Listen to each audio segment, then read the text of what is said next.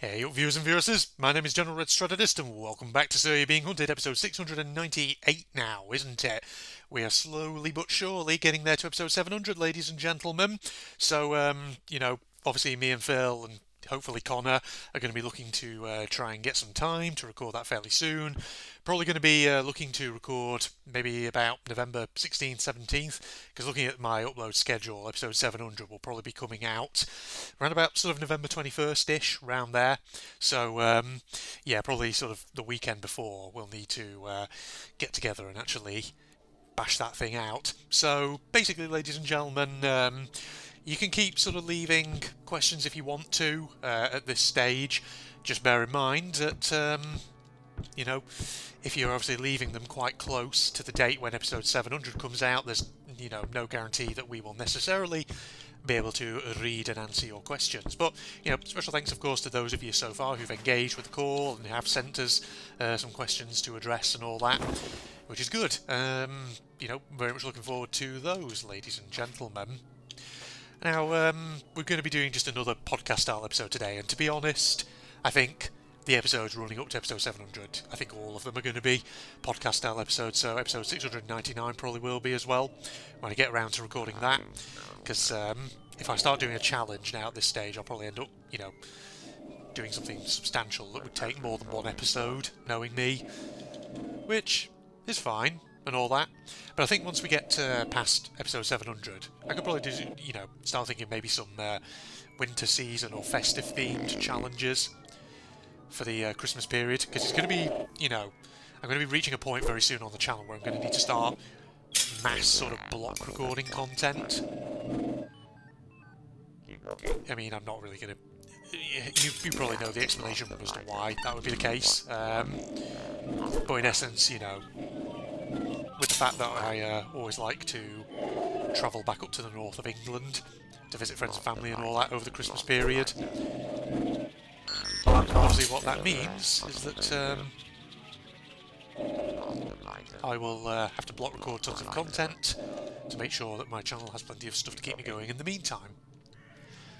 So yes, I'm going to obviously have to probably block record a load of Subnautica Below Zero, a load of Commandos Beyond the Call of Duty, and as well as, block record a load of Sir.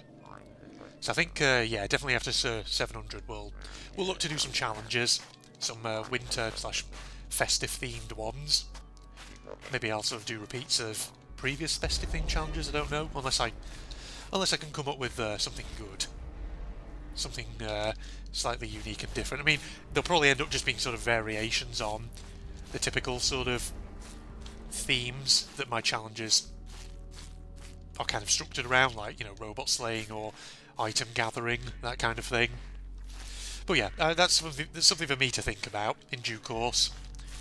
There's enough rabbiting on about that from me, because that's not actually the topic of conversation I wanted to discuss in this podcast-style episode, ladies and gentlemen.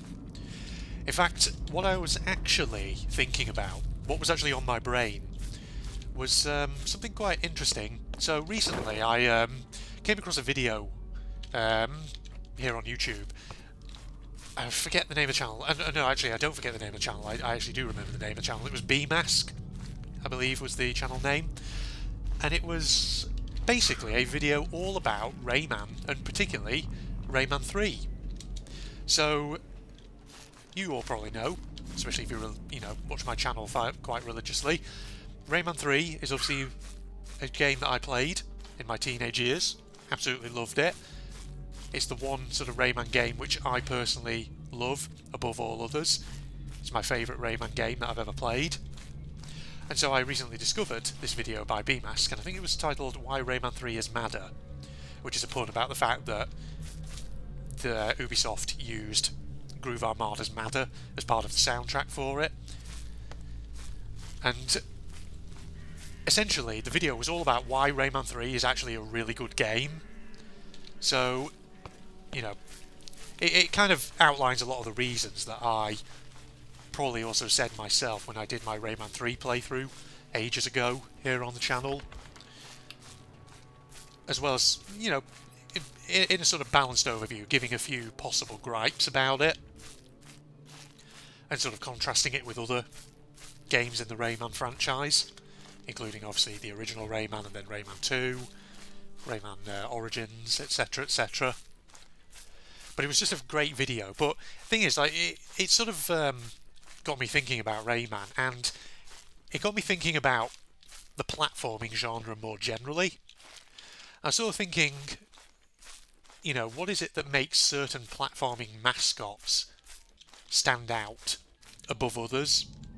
Because that's the thing, you know, you go back to the 90s, the early 2000s, there were tons of games across all consoles in the platforming genre with lots of different characters. But of course there's a lot of platforming characters who never survived the 90s. And to be honest, I think I've probably already, you know, alluded to this particular topic before. Because I always remember, did I not do a Sir You're Being Hunted episode quite some time ago, where in typical Red fashion I was like, oh guys, I discovered this awesome channel on YouTube. It's called Outside Extra, who do those like list videos about video games. And I always remember Phil later on, when I was talking to him online or by text or wherever, he was like, Andrew, Outside Extra has been around for years. How are you only just discovering them now? But they had a video once, which I think I've already mentioned here on the channel, which was essentially a list of 90s platformer mascots who did not survive. Well, who did not survive the 90s, i.e. they were very much a 90s thing. They've never had any other games made in their sort of respective franchises since. And there's loads of them that you could potentially talk about. So I'm not. That's obviously not the sort of main topic really for this video. But, you know, for example, if you look at animal mascots from platforming games in the 90s, you can probably think of loads of ones who have kind of not necessarily faded into obscurity, but perhaps have not really seen any real popularity beyond their 90s heyday. So I'm thinking here of things like, I don't know, like Bubsy, for example. Did Bubsy survive the 90s? It feels like he didn't. And then like Gex the lizard, that one, which I'll admit I didn't really know a lot about until recently, until I read up on essentially what the story of his games were. And then obviously you have other obscure ones, like for example, who else can we think of? I'm trying to desperately cast my mind back here to that Sonic the Hedgehog Super Eye Patch Wolf video, because he mentioned a load of them. Radical Rex, I think, was one. Aero Acrobat might have been another one. Who else? There's loads of them, basically. I'm not going to necessarily go through as many as I can think of. Awesome Possum, I think, apparently was another one that I'd never heard of. But yeah, but the point being, there were loads of them, right? If you want to see examples, go watch that Super Eye Patch Wolf Bizarre Modern Reality of Sonic the Hedgehog video, or go look for the Outside Extra video, platformers that didn't survive the 90s, whatever it was called. I forget the exact title because it's been a while since I watched it. But so there were all these different platformers, and of course then there were the the platforming mascots who have had much longer lifespans than, you know, some of the ones I've mentioned there, obviously. Like, for example, Rayman, Sonic the Hedgehog, Crash Bandicoot, Spyro the Dragon. And it got me thinking, you know, what is it that enabled certain platforming mascots to succeed in having a much longer lifespan than others? And I'm kind of wondering if partly it comes down to gameplay mechanics, and whether that character has kind of like a distinct gimmick to them that you can use as sort of like a starting point when crafting game mechanics around them. And I'll explain what I mean by that. So if you take one of the big examples, Sonic the Hedgehog, for instance, obviously hedgehogs have that thing where they can curl up into a ball in real life to defend themselves. And I'm sort of wondering, during Sonic's design process, that probably gave Sega the idea of, therefore, why don't we have a move where our hedgehog mascot can sort of like roll up into a ball, but not only can he curl up like that, he can then like roll around really fast. So tying into the whole, you know, the whole gimmick of Sonic being all about speed, essentially. And so, you know, a lot of the gameplay of Sonic, from everything that I've seen of it, screenshots, videos, things like that, always seems to be kind of built around that idea of being able to build up huge speed. So like in these early 2D platformers, for example, you know, you look at the level design with lots of slopes, loop-de-loops, little tunnels that Sonic can shoot through and come out at big speed at the end of it. So the whole gameplay is just built around that, or at least a good chunk of it. And so I was thinking about that, I was thinking about, you know, does that apply with other long-lasting platformer mascots? And I think for many of them, yeah, there probably is a degree of that. So Spyro the Dragon, I think, is the other really good example. So I'm sort of paraphrasing a bit here of what I saw from Cadicarus's big, like 2.5-hour video on the Spyro games. But in essence, Spyro is clever because obviously him being a dragon, that gives him two things which a mascot of any other species wouldn't have, which is wings and fire breath. So obviously with his wings he can always glide around, and with his fire breath he has a unique way of fighting enemies. And the games, based on what I saw in that Cadicarus video, you know, they really sort of play around with those mechanics at times. So a lot of the platforming in Spyro is designed clearly with the idea of, you know, because you've got this glide ability using Spyro's wings, that adds, you know, verticality into your level design. It adds the ability to have your character perform jumps and glides to reach trickier locations, thus enabling the game devs to cleverly craft much more devious forms of platforming in that game, which is really, really clever, you know? So if we take another example, like Crash Bandicoot, for instance. Now, he's a bit different, I think, looking at him, because from what I understand, Crash Bandicoot, his sort of gimmick isn't necessarily just kind of unique game mechanics or anything like that. It's also his design and the kind of the vibe he's trying to evoke. So basically, Crash Bandicoot was the devs' attempt at, in essence, trying to create a video game character who captures that kind of madcap Looney Tunes sort of design. You know, if you think of like Taz the Tasmanian Devil, characters like that. Crash Bandicoot was very much sort of meant to be a bit of an homage to them.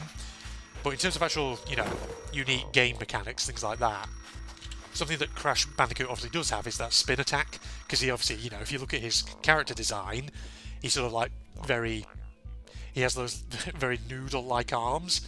So I guess they sort of looked at his design and thought, you know, we could give him probably a little sort of gameplay gimmick with that. Because obviously he has like very noodly, floppy sort of limbs. So they probably thought, you know, give him that spin attack, and you could then design a bit of the gameplay around that, which, you know, based on what I've played of Crash Bandicoot games so far, seems to be very much the case. With, you know, you having to use your spin attack obviously to take out enemies, but then also to activate switches, bust crates, and then of course, you know, they subvert that for some enemies where actually instead you have to jump on them, things like that.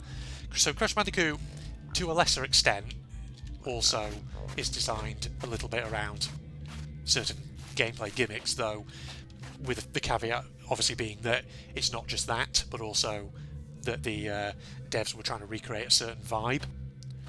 But I was thinking then about other platformer mascots like Rayman, for example, because obviously Rayman's big sort of design gimmick is that he has no limbs, and therefore he can sort of like shoot his fist out quite far and quite fast to attack enemies.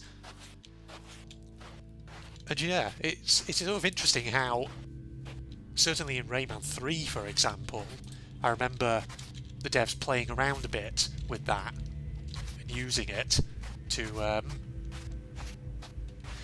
sort of design new mechanics with, for example, not just frontal fist attacks, but also curving fist attacks, for instance. But also not just Rayman's fists, also his hair.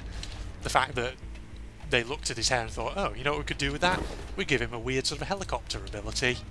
So I think, to a lesser extent with Rayman as well, I think his design lends itself to certain gameplay mechanic gimmicks. And you can sort of get creative with that. And that's probably, I would imagine, why characters like the ones I've just mentioned have maybe persisted and had quite a long life. I mean, the other one I can think of, though this was slightly less the case, would be Earthworm Jim.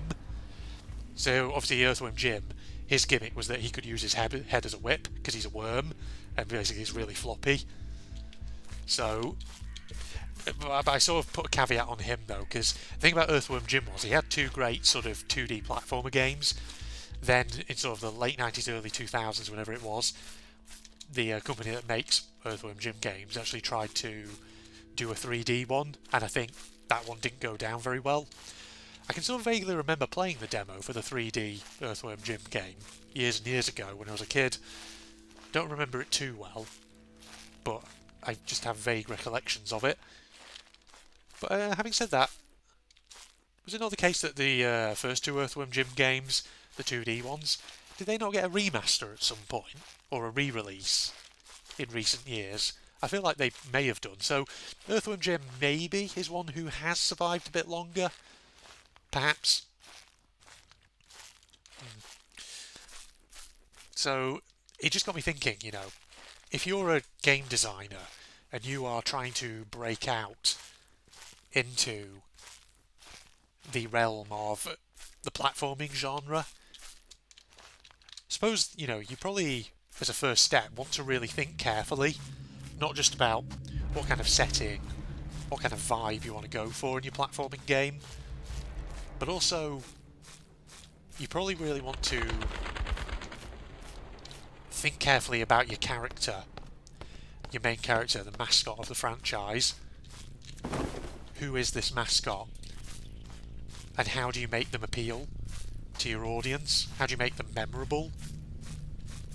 And so one of the answers to that could be giving them a certain gimmick in terms of the gameplay mechanics, something that makes them stand out and which can become a core part of their gameplay loop, and which not only can use it as a basic bit of gameplay, but then you can build on it and expand it and get creative with it. Shut up over there, you. You need to go away, buddy. But yeah, I mean, having said that, I'm sure there are probably exceptions to what I've talked about here, i.e. platforming characters who don't really have a particular distinct single gimmick or anything, but who nonetheless have been quite memorable and maybe have persisted over the years. I'm sure there will be. There'll be ones I've not thought about. Right, these freaking robots over here. Might as well get this device piece while I'm at it. Because to think of it, actually, I was just wondering if a possible exception to the rule of what I've just outlined there could possibly be what's her face? Alice in the American McGee's Alice series. But having said that, no, she still has a bit of a gimmick to obviously being the fact that she's, you know, an existing character. So, yeah, I guess actually even, you know, that character is memorable because of something that makes them stand out. Oh, you're over that side, aren't you? I'm gonna go. Probably gonna fucking kill me, but never mind. Just gonna have to swim for it. Don't you love it in this game? I'm stuck on a fucking rock under the water. I was gonna say, don't you love it in this game when there's a frigging device piece on a separate island? Get out of there. Right, okay, let's head back for the jetty, and we'll probably then wrap the episode up. But yeah, let me know your thoughts. Platforming mascots in that particular genre. Do you think... No. What are people's views on what I've just said there? Do you sort of agree with me? Do you see where I'm coming from?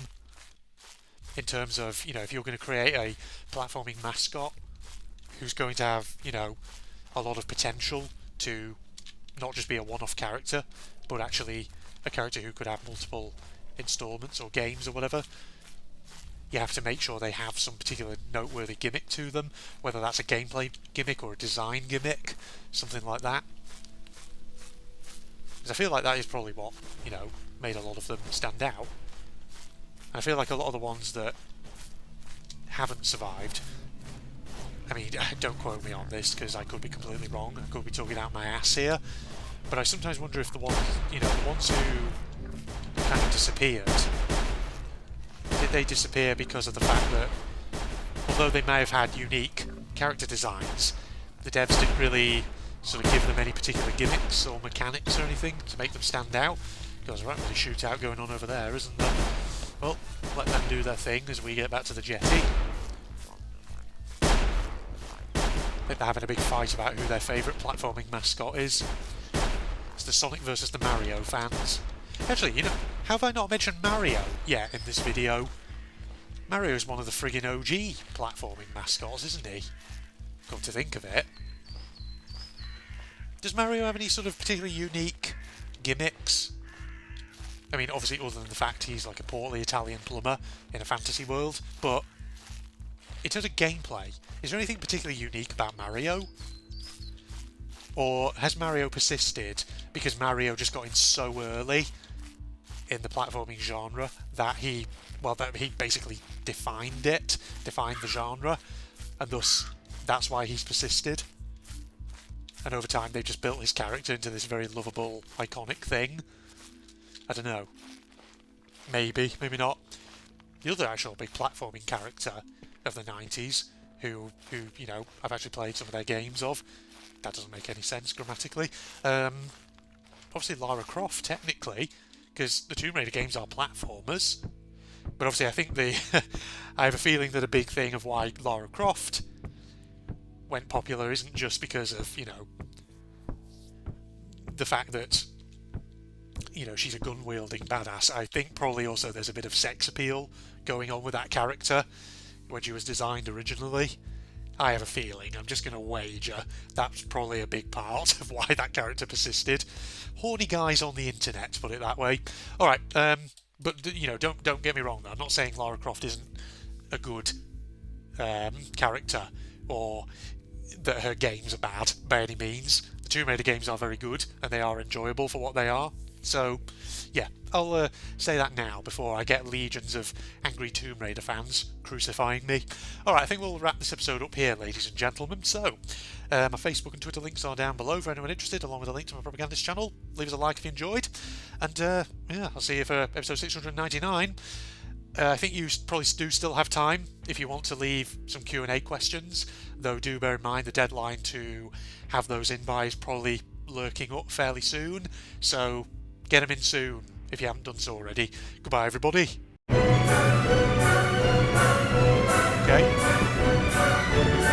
Maybe we're golden. I swear there's like one painting somewhere like one attack. It's changed. 2, 3, 4, 5, 6, 7, 8, 9, 10. Finish usual that one. Yeah.